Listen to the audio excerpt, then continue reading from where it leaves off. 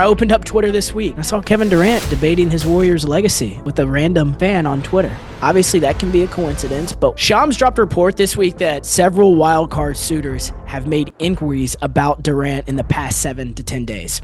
As soon as I heard the word wildcard and Kevin Durant in the same sentence, my brain went straight to the... Let's get it. Welcome back to another edition of the Hampton Show. Joel, how are we feeling today? I'm feeling great. We're getting a great NBA Finals between the Pacers and the OKC Thunder. Indiana looks for real. They do look for real. Today we are revealing where every NBA star will sign this summer. We're discussing the NBA Finals as Joel just discussed. But first, bro, your Knicks have had a tough-ass week. In the last 5 days, they've been denied to interview 5 coaches: Jason Kidd, Ime Udoka, Chris Finch, Quinn Snyder, and Billy Donovan. Those are the only guys that we know of. Who knows if there's more out there. Now we're hearing that they're focusing on coaches that don't need permission to be interviewed. They're focusing on guys like Mike Brown, Taylor Jenkins. And if it is Taylor Jenkins, I swear this podcast couldn't be scripted any better, because that means you, Joel Moran, would have to talk yourself into a former Grizzlies coach, into Taylor Jenkins, the same way you talked yourself into firing Tom Thibodeau.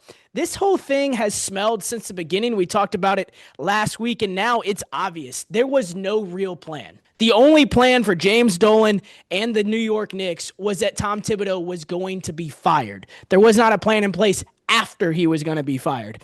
And now it seems from afar, you can speak on this, you know it, the situation a lot better than I do, but it seems from afar that no one wants this job because every coach sees what we see.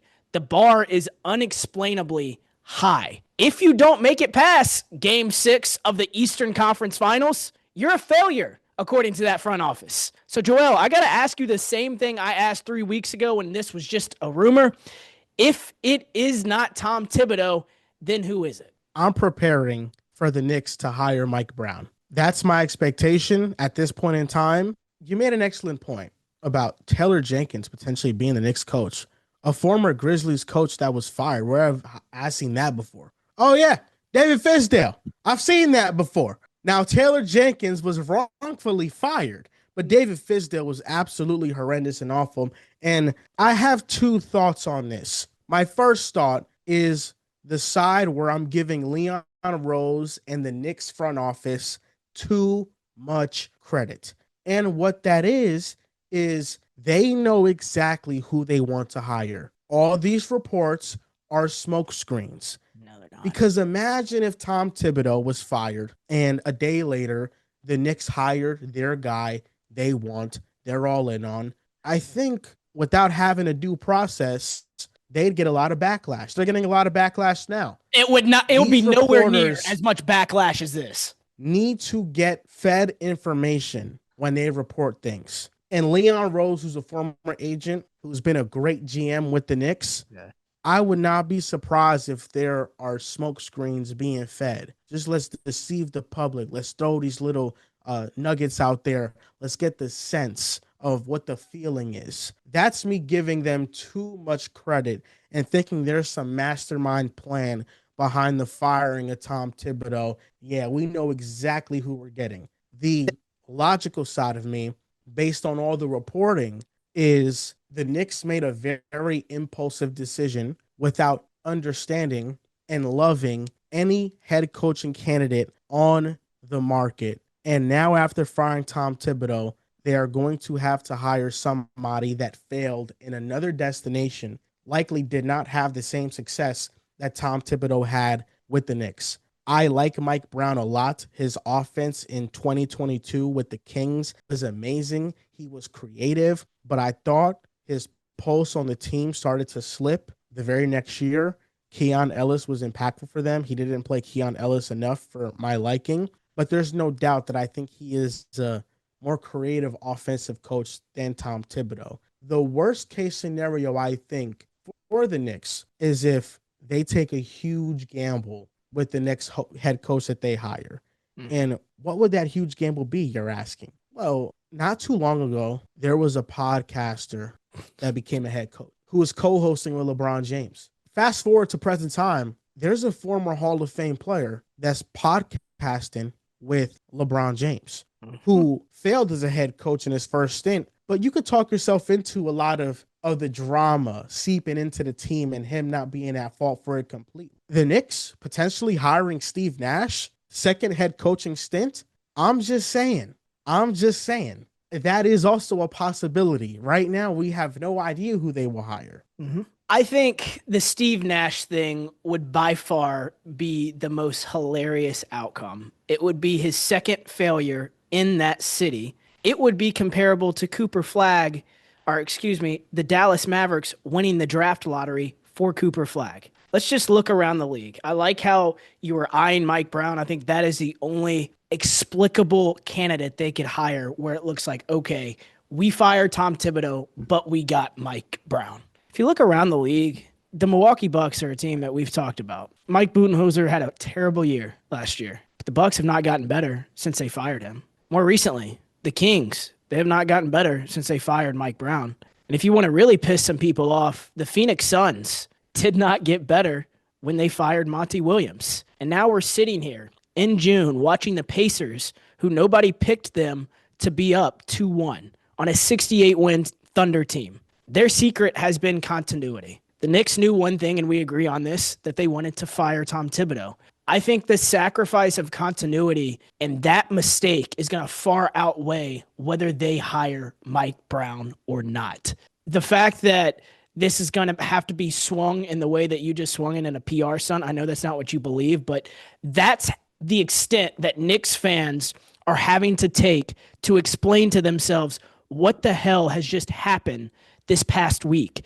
This is a team who had their greatest run in the last quarter century and now is sitting here having to explain to them why their franchise feels hopeless yet again. It might have been just an impulsive decision from the owner. Mm-hmm. I wouldn't rule it out. I don't think that I'm feeling hopeless. I thought that Tom Thibodeau had some real bad tendencies, and although we made the conference finals, we're very fortunate to get there with a lot of the lineup decisions that he continued to roll out there arrogantly and ignorantly because they did not work. They were not successful lineups. So I'm excited about the prospect of a new coach. But at the same time, I think the real elephant in the room is you cannot win a championship with Jalen Brunson and Karl Anthony Towns being your best two players. You can't. They're too bad on defense. They're black holes on defense. They can get hunted. They can't get consistent stops. And it doesn't matter if you're Tom Thibodeau, you're Mike Brown, you're Jason Kidd, you're Ime Udoka. It doesn't matter. You need the roster to win a championship. Right now in the NBA Finals, we're seeing it right now. Rick Carlisle has a great Indiana team that he is also elevating as a coach. While OKC, they're an all-time team statistically. But Mark Daigneault, I still think that there's question marks about how great he really is. But he has such a loaded roster that it doesn't matter. They have more of a margin for error. So I say all that to say that an elite coach is not going to make the Knicks contenders with this current roster. Tom Thibodeau also limited the roster, but I think the number one problem is the roster. I don't think that the depth is good enough. I don't think that their two stars are good enough. I think Brunson is good enough. I just think Cat is too much of a defensive liability. This is music to my ears. Whenever this Thibodeau thing first became a rumor throughout the Eastern Conference Finals, we had the conversation about Michael Malone and us not thinking, or me not thinking, that Michael Malone was not going to change the outcome of this year based on what rotation he picked. And it's fascinating to me how much people have overreacted to 2 to 3 games of that playoff run of DeLon Wright and Landry Shamet having a couple good games and like, oh, why didn't he do that all year? Because Landry Shamet and DeLon Wright have been on a roller coaster of teams for a reason. They were not the answer either, and they were not going to get them into the NBA Finals. I think before we move on to Game 3 of the NBA Finals, talk about the Pacers and talk about the Thunder, let's talk about the roster, the thing you just brought up. Is Kevin Durant the only answer to bring into this team that makes you feel like they are a finals contender? It's not an option, but it's an answer, and it's a better answer than what they currently have. I think Kevin Durant, swapping him for Cat, makes the Knicks a better team. I don't think the Suns are interested in getting Karl Anthony Towns, especially after I heard Jordan Ott, their new head coach's press conference, and he cited the importance of defense. Cat is not touching Phoenix if they're prioritizing defense. That's not happening. I think the Knicks offseason is ultimately going to end up in them making little to no major moves and signing a couple role players. I think that's what it's going to be. I know that their name is going to be dangled in the Giannis sweepstakes. I don't believe we have the pieces to go get Giannis or any other realistic star player who's in his prime. So right now, the Knicks very much feel stuck. And I mentioned that in the first round versus the Pistons, when the Pistons were giving us a tough fight. I said back then that this roster just feels a little stuck and underwhelming, and they surprised me by making it all the way to the Eastern Conference Finals. But when you don't capitalize on these type of moments, reality sets in. The window is never as open as you think it is. The Suns back in 2021 thought they were going to make the championship again. They never made it back there, and now they're one of the worst run teams in the league, and they have a bleak future. The Bucks won a championship in 2021. What are they doing now? 4 years later, they're nowhere near that. The window is never as open as you think it is, and I think the Knicks right now made an impulsive decision to try to maximize their window, but you have to also have the roster to maximize the window as well. That's why another reason I was so upset with the Thibodeau firing, because now if I'm Knicks PR and if I'm a Knicks fan, instead of celebrating what just happened, it's going to be a nervous playoff run next year. That second round fever that they had against the Boston Celtics is not going to be there. Knicks fans are going to expect them to be in the Eastern Conference Finals. And instead of looking back and celebrating this, it's about their next coach. It's about their next move. And I agree. Phoenix Suns will not want Karl Anthony Towns. I think that was the only life raft out there for the Knicks to make a big move and trade Karl Anthony Towns. Now that that is gone, do you view any sort of trimming around the hedges or role players getting picked up as some sort of win for this offseason? It'll be a win, but a minor one, and I don't think it changes the landscape of it. I don't think that getting a 40-year-old Chris Paul on the Knicks for veteranship gets us past the Pacers. Mm-hmm. I don't think even this is going high now. Getting Karis LeVert makes the Knicks extraordinarily better. Mm-hmm. I think their marginal moves. But with the contract that Cat is getting, with the money OG is getting, with the extension that the Knicks have to decide on paying with Mikal Bridges, the contract that Jalen Brunson has, which is the most team-friendly deal in the NBA, you can't even take advantage of that. It's like an NFL team drafting a rookie quarterback, but they're paying B-plus players A-plus money, and now they don't have enough cap space to spend on any other area of their team. Mm-hmm. When a player takes this type of contract, Tom Brady-esque type of contract, committed to winning, taking a major pay cut, usually it means that you have a deep and loaded roster because you have that money available to you. And that's why I didn't like the Cat trade, because Cat's contract is so bad. He's making so much money that it limits you. Randall is at $29 million player option this year, and Dante's at $12 million. Those two players make less than Cat. Those two players combined make less than Cat. And we gave up the first round pick. That was the Pistons pick. That's the 17th overall pick. Right now, would I rather have Dante, Randall, and that 17th pick over Cat? I would. I understand in hindsight, it makes a lot more sense. I feel like that version of the Knicks was just as stuck for whatever reason.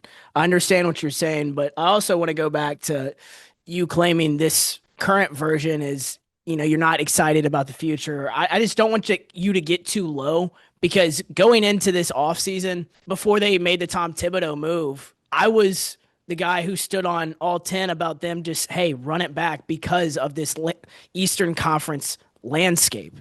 The Pacers have now up 2-1. It looks like the East isn't as open as it once was. I understand that, but I still like New York's situation more than I like Cleveland's situation.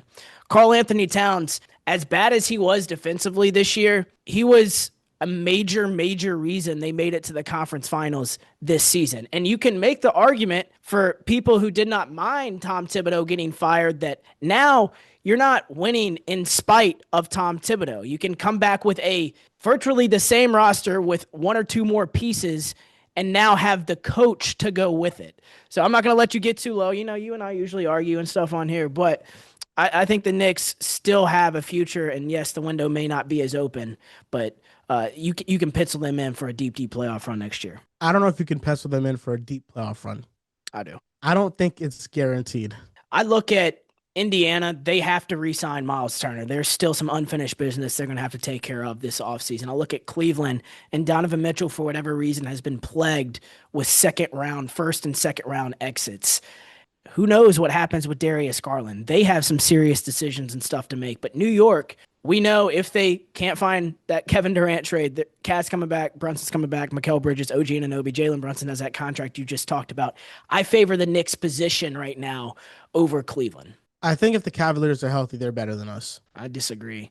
I think them losing in 5 games, even though they were banged up, whatever, everybody's banged up at that stage of the playoffs is the most. Not like the Cavs. Garland got a toe surgery. He's going to be out 4 to 5 months. Mm-hmm.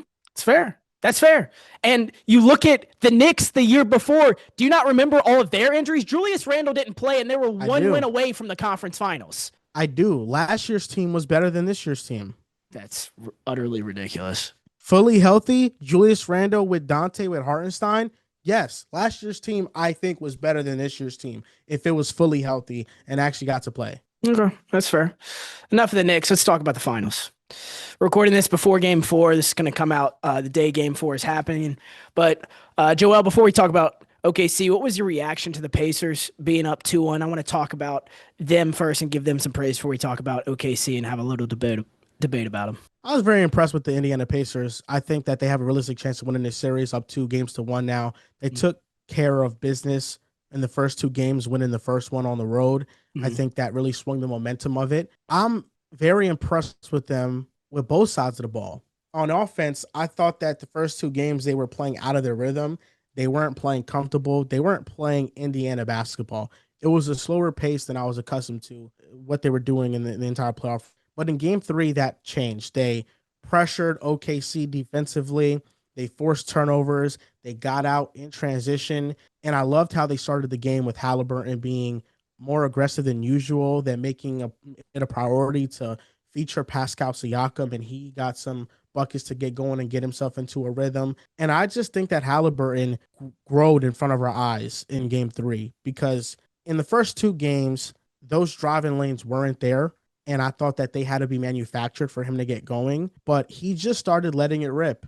Whenever he saw a slither of space to shoot the ball, he was letting it go without hesitation. And I thought in Game 2, there was many times where he didn't look at the basket at all, and he would pass the ball instead of hunting for his shot.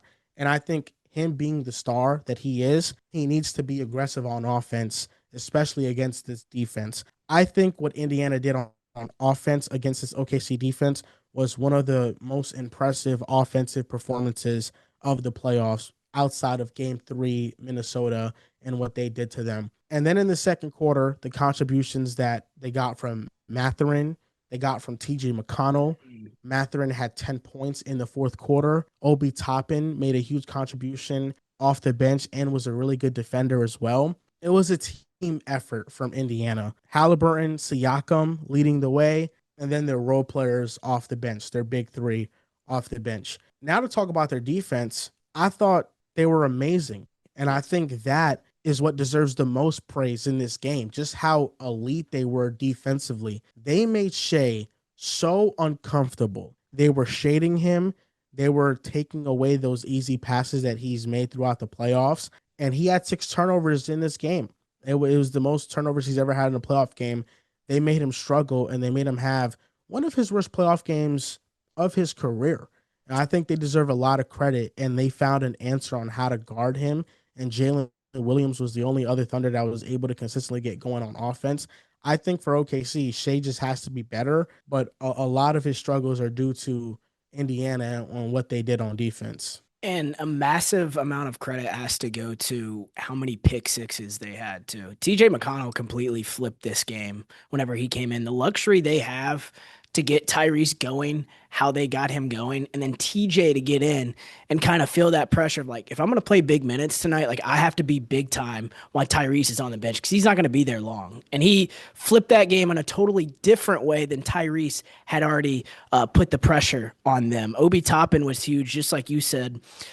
I know I predicted the Pacers to lose in 6 games. You were 5, but I'm going to be honest, I didn't feel good even about the 6-game prediction. I was hoping they could steal 2 games. They didn't steal game 3. They went out and won it for all of the reasons you said. We've had this ongoing debate about OKC being an all-time great team.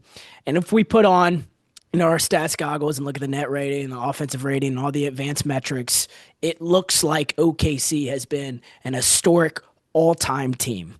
But the eye test has been telling me a different story, and I think starting to tell everyone else a different story as well. Just for perspective, the 2017 Warriors were 16-1 in the playoffs. The 1996 Chicago Bulls were 15-3 in the NBA playoffs. The Thunder have already lost more games than those 2 teams combined this postseason. They're 13-6, which is absolutely amazing and incredible considering the age that these guys are. But when we're comparing them to all-time great teams, it's not comparable. When this offense does not share the ball, they become extremely predictable. They become extremely stagnant. And the turnover thing has been an anomaly. Shea usually does not turn the ball over that much.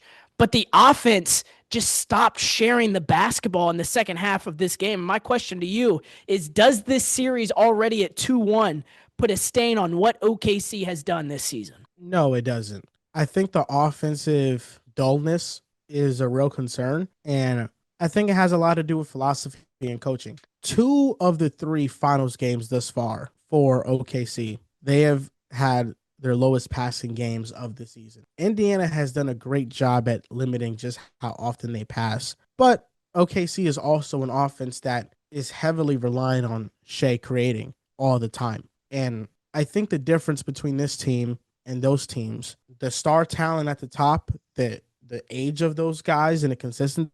With the Warriors, you had Curry and KD and Clay and Draymond and Iggy. With the Bulls, you had Jordan and Pippen and Horace Grant and Dennis Rodman in different intervals of their 3-peats. They had that top-end talent, but they also had all-time coaches. Steve Kerr came into Golden State and implemented a brand-new system that moved Curry off the ball. Mm-hmm. Those Bulls teams had Phil Jackson, who is regarded as one of the best coaches in the history of the game, a top 5 coach ever, top 3 coach. I'm underselling it.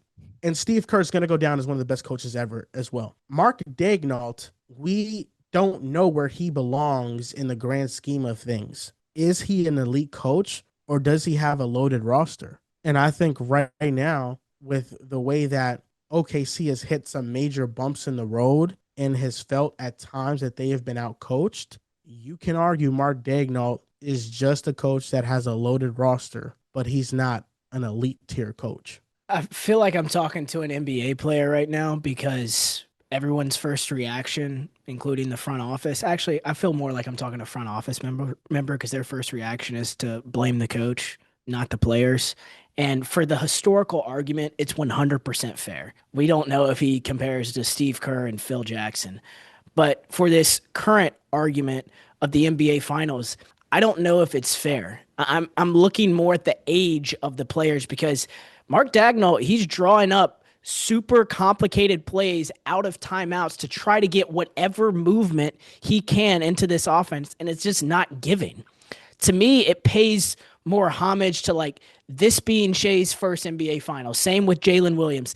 And looking at Chet Holmgren's age, that's what this is about. Because Mark Daigneault is doing everything he can to get this offense moving, but it's just not moving. For the coaches thing, with the historical perspective, it's 100% fair. But my plea has been the same throughout this NBA playoff run. They are not an all-time team. Maybe in 2 years they will be. They're an all-time defensive team, but they're not an all-time great team, at least just not yet. That is what I'm saying. Well, I think the statistics show that they are. I don't believe that they match up with those teams like the 2017 Warriors, nothing like that. They're not a dynasty. They're not that. But measuring them against past champions, I think you can argue OKC is the cream of the crop. They haven't won a championship just yet. But I just think that every time OKC loses, there is this referendum on them. When they were down 2-1 against Denver in the second round, oh, if they lose, this is going to be the most embarrassing thing ever. They're not ready for the moment. Then they end up winning the series in 7 and demolishing the Nuggets in game 7. And Chet, J-Dub, and Shea all play amazing. In the conference finals, they lose game 3. It's 2-1. Are the Timberwolves going to make a comeback? This was the largest victory a team has ever had in this type of moment. And no team has ever won an NBA championship when they've lost by this amount of points ever in a game. And now in the NBA finals, they're down 2-1. But what OKC has shown is that they are resilient and they bounce back. They're undefeated after a loss in the playoffs. To be fair, so are the Pacers. And that's what makes this matchup interesting, because the Pacers do have a realistic shot at beating OKC in the finals. And there is a pathway to beat them. And I think this says more about Indiana than it does OKC. Although OKC is favored and the numbers heavily favor them heading into the finals, Rick Carlisle, if he wins this series, would have had the 2 most improbable, impressive runs in NBA history, with the Mavericks beating the Heat and then the Pacers beating OKC. And I think he deserves a lot of credit in coaching. And I do think that in this series, he has been outcoached by Rick Carlisle. Mm-hmm. For me, the OKC thing is not about waiting for their downfall or having some big reprimand on them. It's about who it's been against. The Denver thing for me, Nikola Jokic is an all-time great, but nobody expected that team to take a 68-win all-time Thunder team to 7 games. Jokic was out there playing with 3.5 players. Michael Porter Jr. could not lift his arm in that series. Aaron Gordon could barely run in game 7. And still, it took that many games to beat them. The Indiana Pacers deserve all the credit in the world, which is why I wanted to start with them. But you look at their top-end talent, they don't have an MVP candidate. They were a team that was a playoff team this year and had nobody in the top 10 and in the MVP race. That is a reprimand on the age and the fact that they're not in this conversation with all these all-time greats. I know you're not arguing the Warriors and Bulls thing, but I'm just talking about historical value, because all the stats do point to that, but I'm just tired of acting like all season all I heard was this team was unbeatable, and that just was not true. I think they are when Chet, J-Dub, and Shea all play well. I think they will be in 2 years. I don't want to get that confused, but I'm just saying this version of this team, they're not there yet. That's all I'm saying. We got to see how this pans out, because like, what if they win the next 3 and they win the championship? Sure.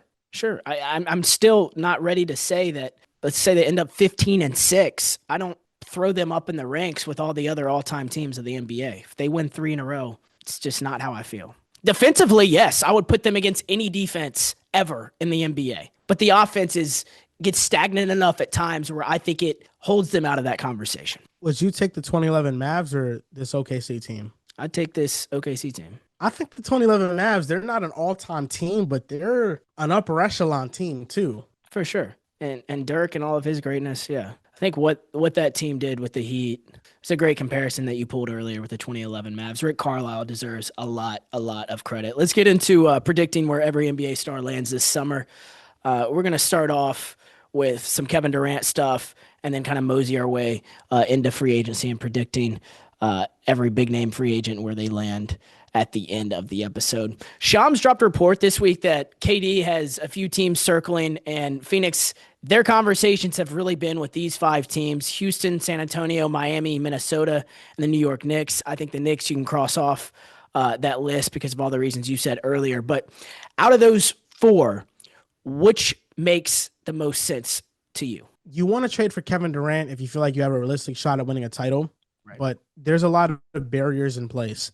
He's making a lot of money. He's also up for an extension, and whatever team trades for him is going to have to give him a 2-year deal. So he's going to have to be under contract for 3 years, $150 million, $50 million per season, damn near, which is a lot of money. but he's worth it. He's that caliber of player. But that also means that any team that is contending usually don't have the most cap flexibility, so they'll have to match the contract. And if you're the Timberwolves, I don't think it's worth it. Let me just go there, because if you're Minnesota, not only do you have to trade Randall and Dante, but when you bring back KD's salary, if you want to stay below the second apron, you might have to let Naz Reid walk as well. The risk reward with KD going to Minnesota is the reward is you get KD. The risk is they're going to lose like 5 rotational players. You could say goodbye to Randall. You can say goodbye to Nickeil Alexander-Walker. Exactly. You might even have to say goodbye to Naz Reid. And who knows who else is probably going to go in that situation. Maybe Dante if he's involved in the trade. You're losing a lot. Plus the 17th overall pick that they have in this draft that they probably have to attach to go get KD a draft pick. So you're losing 4 players who played for you last year, plus a young player that you can draft in that slot. That's 5 players. And in today's NBA, I'd rather have the depth. I don't think Minnesota makes much sense. I don't think the Knicks are a KD away from swapping Cat for KD away from winning a championship. I don't think that makes much sense as well. And although this team can't win a title, part of me thinks that might be the easiest plug-and-play KD destination, and that's the Miami Heat. They have Andrew Wiggins' contract, and they have Duncan Robinson's contract. Wiggins and Robinson's contract alone together can match KD's salary. So the Heat would have KD, Bam, and Hero. Is that winning a championship? It's probably not. But in terms of like an easy pathway to trading for KD, Miami makes a lot of sense in terms of just getting it done. I also love the Spurs fit with him and Wemby. I think Miami, it's going to come down to an asset problem. One, they don't have names like Duncan Robinson and Andrew Wiggins is not going to excite Phoenix about anything. And they don't have the asset bag that a Houston or a San Antonio did. I agree everything you said with Minnesota, and I want to double down on Nickeil Alexander-Walker is a free agent this summer. They probably couldn't keep him either if they were to make a move like that. So I cross Minnesota off the list, Miami off the list as far as like realistic teams. So I'm really looking at Houston and San Antonio. Wemby and Kevin Durant would be so exciting to watch, but San Antonio has the assets and the young guys to go do it. Houston, you can argue that they could oversell this thing. I don't know how Kevin Durant fits with the Jalen Green or an Alperen Şengün or whoever they decide to keep. I don't know about that fit. But what I do know is Kevin Durant next to Victor Wembanyama and De'Aaron Fox and Stephon Castle, that could be a possible championship run. Shams, by the way, I want to throw the Knicks thing in there. The fact that you brought up Miami after you said the Knicks would not be a serious contender swapping Cat for KD was a little bit blasphemous because New York, if they swap Cat for KD, I think they would have to get a backup big so they don't play Mitchell Robinson 40 minutes a night. I would feel so much better about him going to the Knicks than him going to Miami. I just want to put that there. Shams also added something interesting in this same ESPN report. He had said several wildcard suitors have made inquiries about Durant in the past 7 to 10 days. As soon as I heard the word wildcard and Kevin Durant in the same sentence, my brain went straight to the Warriors. The only way this happens is if Kevin Durant pinpoint them as a destination, which is highly unlikely. I'm not going to argue that. However, I opened up Twitter this week and I saw Kevin Durant debating his Warriors legacy with a random fan on Twitter. Obviously, that can be a coincidence, but when I think about how obsessed Matt Ishbia was with Jimmy Butler at the trade deadline, it's not that crazy. And when I still see Kevin Durant still wanting to rewrite his Golden State history online, it's not that wild to think that they could have been that wild card team to call. I also put the Grizzlies in as a wild card team. I put the Oklahoma City Thunder. If for whatever reason they fall off a cliff in this NBA Finals, who knows if they are interested in that return? Does any of those wild card teams come to mind for you, or do you have different ones? The Warriors one is interesting, but I really don't think that he's going to go back to Golden State. Mm-hmm. I find it hard to believe, and I find it a step backwards if the Suns just get Jimmy Butler for him as well. It just makes no sense. The Suns have reported that they want a center for KD. Fair. I think the wild card team. No, he doesn't make any sense.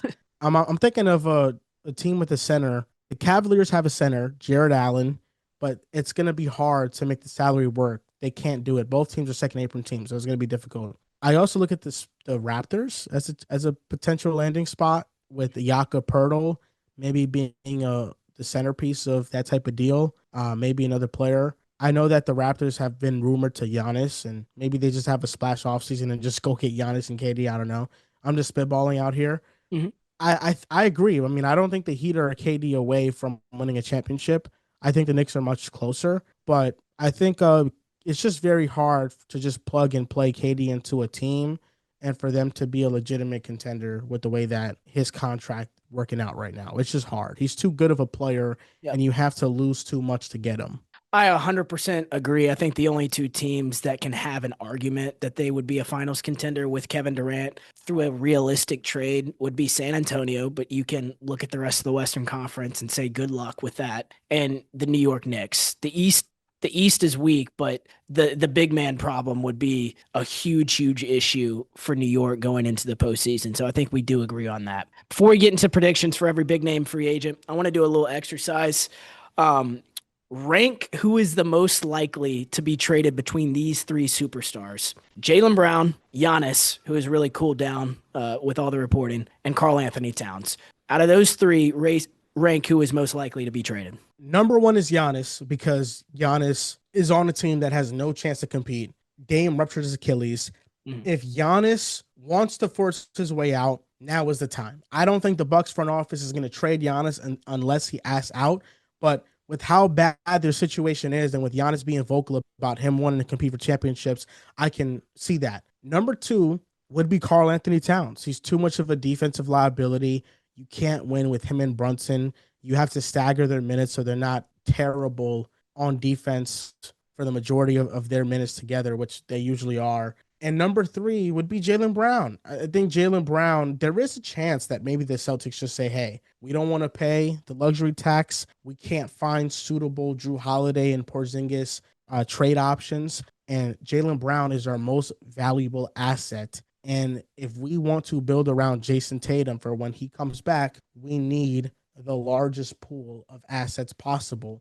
And Jaylen Brown gets us that. So I think there is a scenario where Jaylen Brown could get traded, but I think it's more likely that the Celtics trade Jrue Holiday and Porzingis and keep Brown, Derek White, and Tatum and build around those three. I made a video on TikTok yesterday about Giannis, and he is in Brazil opening like a brand new basketball court, and he went on this podcast. And on this podcast, he was speaking in Portuguese that had to get translated into English. But he was asked about this year's NBA Finals between the Pacers and the Thunder. He had said, they're both great teams, and I look forward to getting back to the NBA Finals with the Milwaukee Bucks. Obviously stood out because he said with the Milwaukee Bucks. Loyalty has always been his thing. Out of these three guys, despite him saying that, I'm going to agree with you. I'll put him at one there, but it does need to be said that happened this week, and for whatever reason, I'm not seeing a big kind of response to it, because I think everybody wants him to hit the open trade market, but it just hasn't happened yet. I still have him at one. Number two is where we differ. I got Jaylen Brown there as the second most likely to be traded out of these three guys. It would take a massive offer for Boston to move on. But if I'm looking around the league, and if Giannis decides to return, only one of those teams we've been talking about can get Kevin Durant. It's not that crazy that a team gets ultra desperate to look for the next best option. And I think that next best option, who's kind of available, kind of not, is Jaylen Brown. This new ownership is going to have to cut cost. And how many good trades are there going to be for Kristaps Porzingis, who's going through a serious health issue, and a 75-year-old Jrue Holiday? I don't know how many options there are to cut salary from that. If someone calls and gives you a massive offer for Jaylen Brown, Boston might want to listen. So I have him at two. Karl Anthony Towns, I have him third out of these three, not because I disagree with any of the defensive concerns that the Knicks have about him. It's because I don't think they have any way out outside of Kevin Durant. I think that's a perfect list. Karl Anthony Towns has no suitors, essentially. Mm-hmm. And unless the Suns are willing to do a one-for-one swap, then it's probably not going to happen. Mm-hmm. All right, final thing for this pod. I'm going to name a free agent, and you tell me where you think he ends up. Julius Randle's the first one up. Detroit Pistons. Love that. I just put the Phoenix Suns. I could see Minnesota getting greedy despite they should not make that move. I want to be clear. I don't think they should make that move, but it would not surprise me if they got desperate and Anthony Edwards got loud about wanting his idol Kevin Durant on the team. But I like his fit in Detroit a lot better. Fred VanVleet is the next one. I think he stays with the Rockets on a reduced deal. Maybe if the Suns get off of KD and they free up cap space, I can see Fred going there because they need a point guard. Mm-hmm. But I think he stays with the Rockets. I can also weirdly see the Bucks because they have a lot of contracts coming off the books as well. And if they could find a way to trade Kuzma, who's been like just terrible for them, then maybe they can have enough money to sign him. Yeah, I put the Orlando Magic. I think they're obviously going to strike out on Trae Young. No noise with that anymore. LaMelo Ball doesn't seem to be available anyways. And I think they're starting to feel pressure from the fan base and, a lot of outside noise. They have to do something. Maybe they put in a massive offer in for Fred VanVleet and shed salary elsewhere. Next one, Miles Turner. I think he stays in Indiana. I think they're going to end up paying him. This series, he hasn't looked good. Let's just be clear. But he's still a really good player, and he provides a high floor. Absolutely. I think Indiana, after this run, they have no excuse not to re-sign him and bring him back. Fourth one, your guy, Quentin Grimes, where do you think he ends up? I think Philly would be incredibly incompetent if they didn't retain him. I think Quentin Grimes with Philly is really good. He was really good. And Maxey and McCain and Grimes and a third overall pick, that sounds like a fabulous young core. We've talked about all spring and summer how the Brooklyn Nets are the only team with a ton of cap space. I think the only way he's not a Philadelphia 76er if Brooklyn puts in a crazy offer and just, believes in like the last 2 months of Quentin Grimes. I think that would be a funny outcome. So I just put the Nets on that one. Last one, Russell Westbrook. I'd like him to stay with Denver. I would too. I think Nikola Jokic after this year wants him to stay. I think the only other realistic option, and I also put this down, is overseas. I don't know if you saw this week, he got like one of the biggest offers ever in Europe. So I think if he doesn't get, what he wants from Denver, I think that's a real possibility for him. He's Russell Westbrook. He'll go there and average 30.